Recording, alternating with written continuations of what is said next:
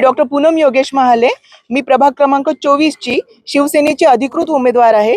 हे बाहेर येऊन आम्हाला वोटर्स सांगतात ते ज्यांना आम्ही ओळखतही नाहीये आणि एक वोटर सांगतोय दोन सांगतात ते। ह्या दादांनी थोडी हिम्मत केली आणि अशा धमकीनंतरही ते स्वतः उभे राहिलेत आमच्या बरोबर। He is educated person, I am myself a doctor.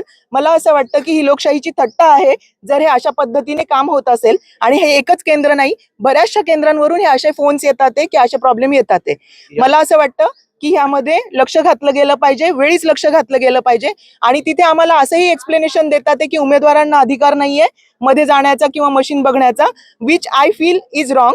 दुसरी गोष्ट, 129 लोकांनी गेलं आणि त्यांना प्रॉब्लेम नाही आला तर तुम्ही असं म्हणू नाही शकत की इथे प्रॉब्लेम येतोय। मला असं वाटतं की everybody is trying to protect the whole process. जिथे ते परत परत म्हणतात की एकालाच प्रॉब्लेम आला तर काय फरक पडतो।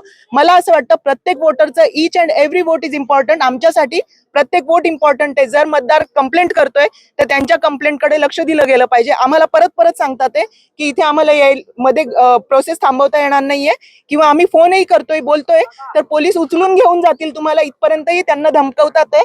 म्हणून एकच माणूस बिचारा तो एकच हिम्मत करतोय आणि तो बोलतोय। तुम्हाला आता तिथे अधिकाऱ्यांची तुम्ही चर्चा केली, काय चर्चा झाली, काय तुम्हाला सांगायचं? त्यांचं म्हणणं की मतदार आक्षेप घेतील की आम्ही ईव्हीएम बघितलाय। आणि तुमच्या सोबत या तक्रारदारांच्या अजून किती जणांनी तुमच्याकडे तक्रार केली? 6 ते 7 लोक बाहेर आलेले आहेत आतापर्यंत। पण त्यांनी ज्या वेळेला हे सांगितलं आणि आम्ही येऊन सांगतोय तर ते सर म्हणतात की आम्ही मशीन चेक करू, त्यात जर असं निघालं नाही तर ज्यांनी कंप्लेंट केली त्यांना पोलीस उचलून घेऊन जातील। तुमचं नाव सांगा पहिलं। माझं नाव गिरीश गणपतराव शिरवाडकर। मी ज्यावेळेस या ठिकाणी मतदान करण्यासाठी आलो त्यावेळेस मी इथे खोलीमध्ये फक्त एकटा होतो। त्यावेळेस इथे कोणीही नव्हतं, म्हणजे मतदानासाठी मी एकटाच होतो। त्यानंतर मी मतदान केलं, त्याच्यानंतर मी जे बटन दाबलं त्याच्यानंतर ते बटनच्या समोरचा लाईट न लागता त्याच्यावरचा अनुक्रमांक 1 चा लाईट लागला। मी मतदान केलं धनुष्यबाणाला आणि लाईट लागला हा कमळाचा।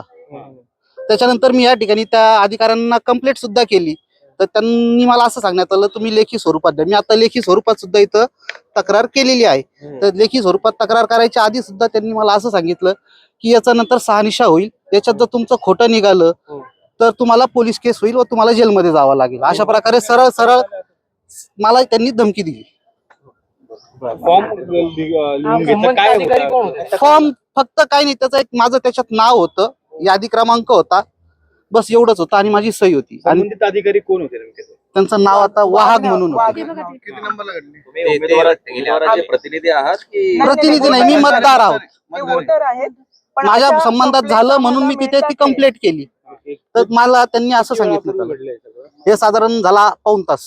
ओके, ठीक आहे, या उमेदवार या।